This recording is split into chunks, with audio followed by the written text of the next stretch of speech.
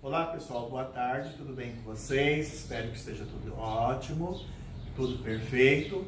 Eu gostaria que vocês ficassem logados e sintonizados para esta aula que nós vamos começar a estudar as funções trigonométricas, começando hoje pela função seno, a partir da circunferência trigonométrica. Eu tenho aqui uma circunferência trigonométrica, o raio vale 1, no eixo de x 1, eixo de y 1, menos 1, ok?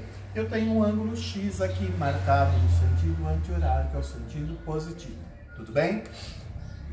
Esse é meu arco, que é o ponto P. Eu vou projetar o ponto P sobre o eixo de x e aqui no eixo de y. Vocês lembram da fórmula do seno de um ângulo agudo? Nesse triângulo retângulo OMP, o chapeuzinho está no M, porque é o ângulo reto. Eu sei que o seno de x é o cateto oposto, que é MP, sobre a hipotenusa, que é OP. Tudo bem? Mas a hipotenusa é o raio, e o raio vale 1. Então, o seno de x é NP, é essa medida aqui, que é a mesma que eu tenho aqui, ó, ON. Ou seja, o seno do ângulo x é ON, tá bom? Para eu achar o seno de um ângulo, eu projeto o ângulo sobre o eixo de y, tudo bem? O seno, ele é sempre positivo no primeiro, você sabe que é o primeiro quadrante, e no segundo quadrante. Ele é negativo no terceiro e no quarto quadrante. Tudo bem? O maior valor que o seno assume é 1 positivo. E o menor valor que ele assume é 1 negativo.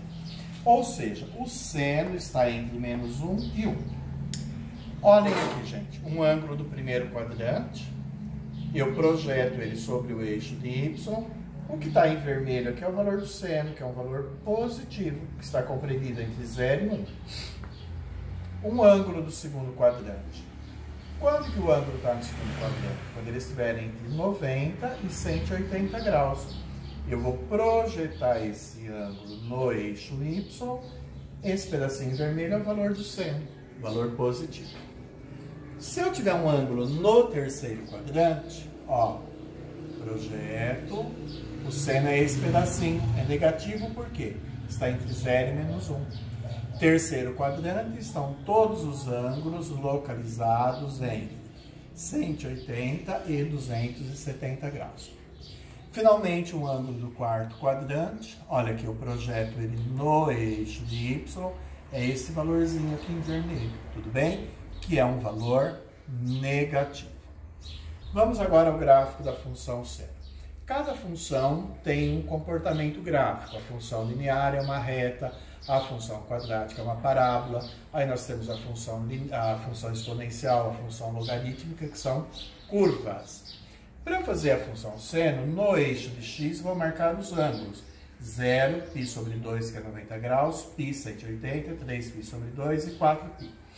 No eixo de y, o maior valor, que é 1, e o menor valor, que é menos 1.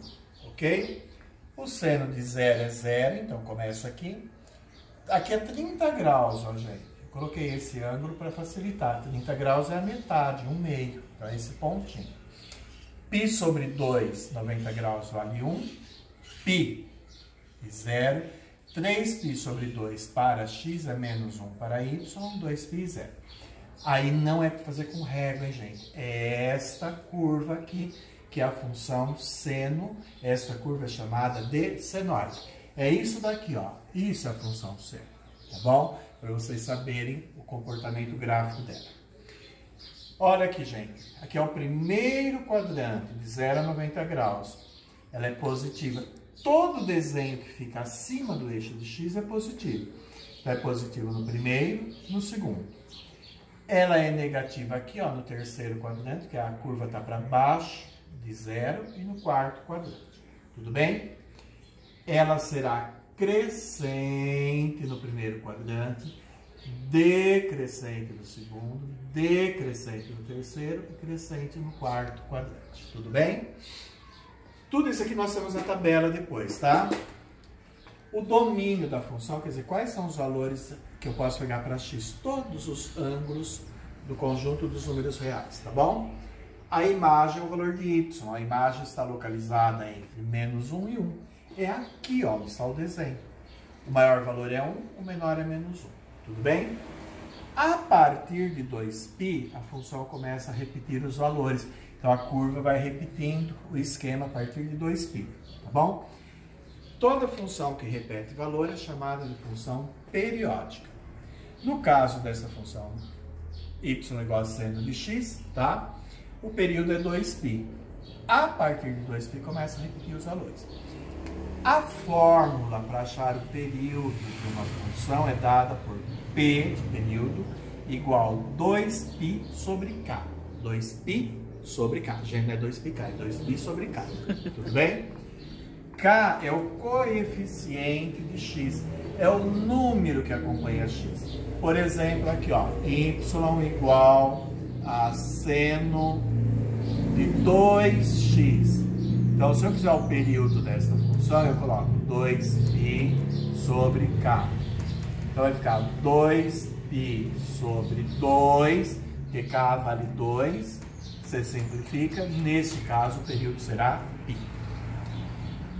E, finalmente, como que eu vou reduzir um ângulo ao primeiro quadrante? Tá?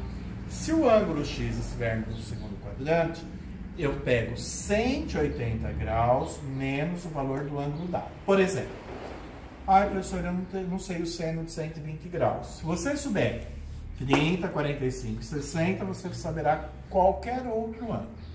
Seno de 120, você vai pegar 180 menos 120, seno de 60, que é raiz de 3 sobre 2, positivo, porque no segundo quadrante é positivo. Professor, na minha tabela não tem 210 graus, mas ele é um ângulo que está no terceiro quadrante. Para você reduzir para o primeiro, você faz 210 menos 180.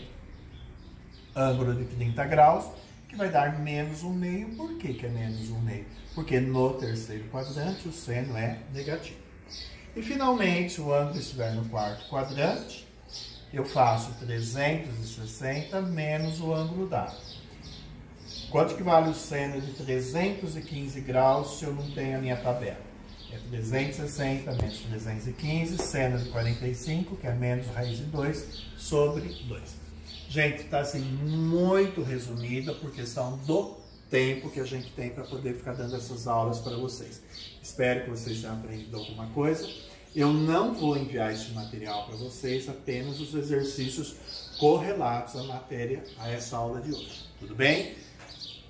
É terça, boa semana para vocês, bom fim de semana, quer dizer, né? Para quem for votar, boa eleição. Fiquem com Deus. Tchau.